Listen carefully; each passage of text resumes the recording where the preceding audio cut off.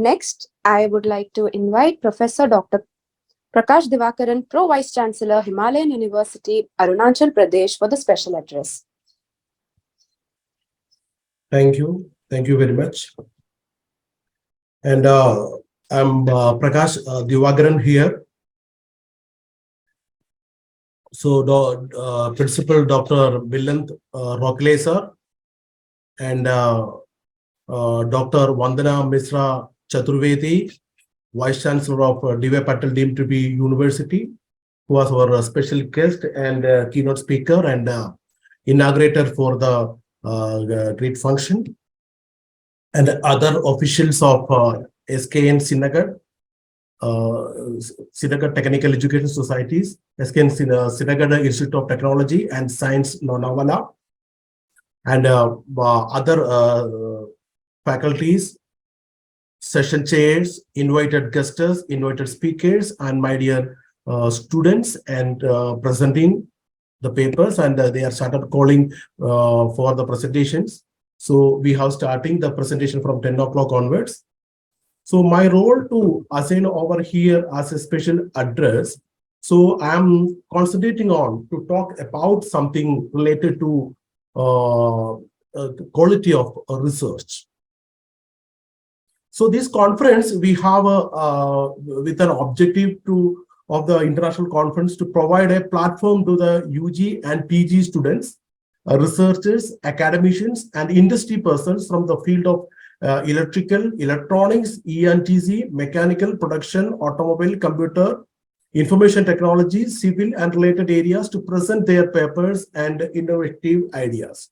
So, lot of presentations, lot of papers, and I think we are having around 172 papers to present in this conference. So, I'm just highlighting some of the thoughts which is required for the quality of research. For research institutions or doctoral committees or supervisors and scholars to ponder over at conferences or any other meetings. So first of all, we are think about what is the purpose of research? Why I am doing the research? Why I have to make a paper? It is simply to gain some marks, gain some promotions, gain some other benefits. If it is that, then we cannot give the 100% to the research concept is concerned. So the research has to come as a passion from your mind, and the things which again and again coming into your mind and through your reading, your experience, your practicals or something like that, that has to put it into a paper or a research work. So due to the pressure, if you're doing the research, that means just it is for a formality and we cannot get an original thought or original experience of you. Basically, if I am speaking, more than obtaining a degree, research must serve a significant purpose. It must fill either a gap that is existing in the field or a system in practice substantially impacting society at large, or at least a section of it.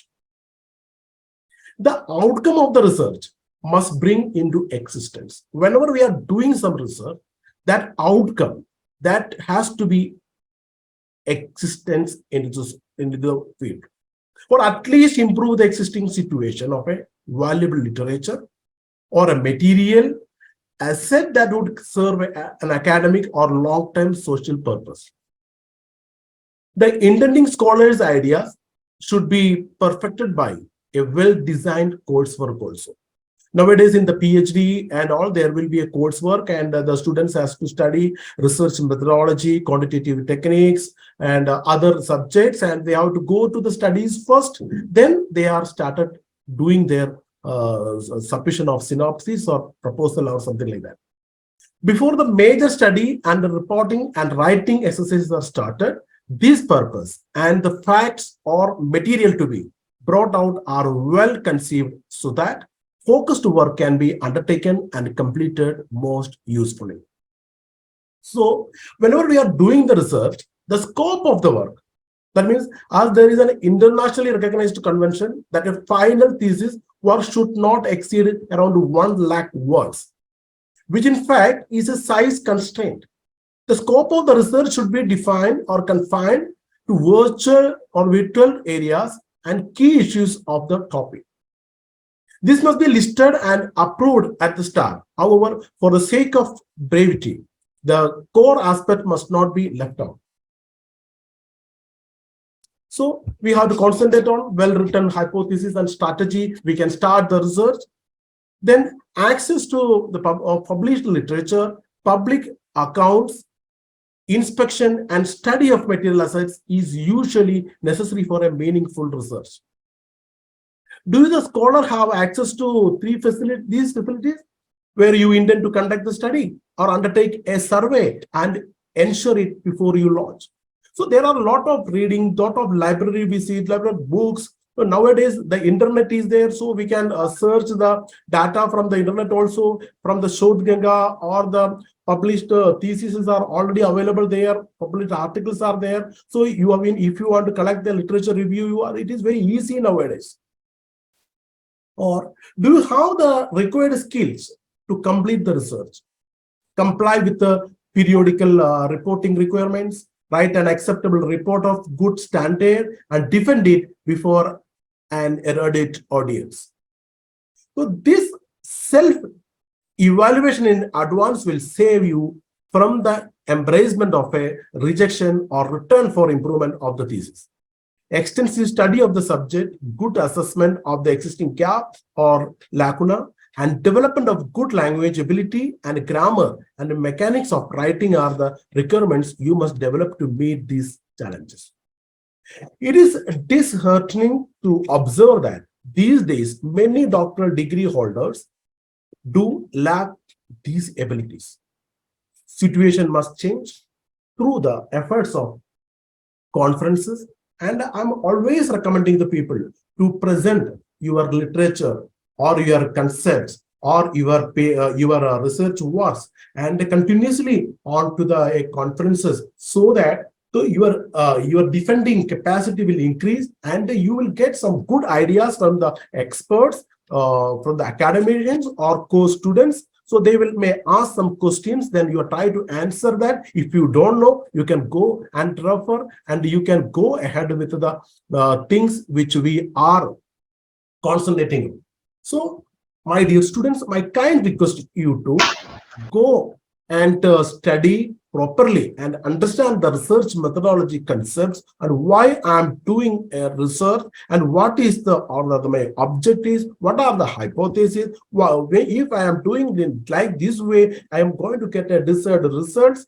So such type of questions you have to ask ask to your guides and other faculties, those who are available in the field. And first of all, you have to go through the similar studies or how the people are written their concept, how they are gone to the research, how they are gone to the lab testing. And these are the things you have to keep it in your mind.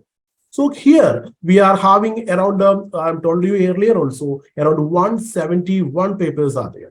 So almost below plagiarism, 15% below plagiarism papers are there, and they are trying to explain very, very good research. Young researchers' efforts are there. There are 3 or 4 members' contribution is there, so that it is looking like an excellent work. So these things you have to come and present. So some of the people are, when the conference is there, will always ask, sir, can we send if you are not presenting, if there is any problem. So then I have asked them, why? What is the problem? So they are telling, so the people may ask questions, so we are afraid to answer. So these are the things that let them ask the question. If you know the answer, you tell very clearly, explain it, or your subordinate will explain it, or your research supervisor is there, he will explain it. So otherwise, you tell, I will study and explain later. It is okay. But you should have a confident level to come and present in the conferences and discuss your knowledge and your work among the audience. Those who are students will be there, faculties will be there, co-researchers will be there, then experts will be there. So mentioning these things. I'm concluding here, and we will interact later with more details. And thank you once again for the opportunity, basically for the synagogue, SKN Synagogue College. And again, I am congratulating all the presenters for their good work and all. And thank you very much. Yes, thank you, sir.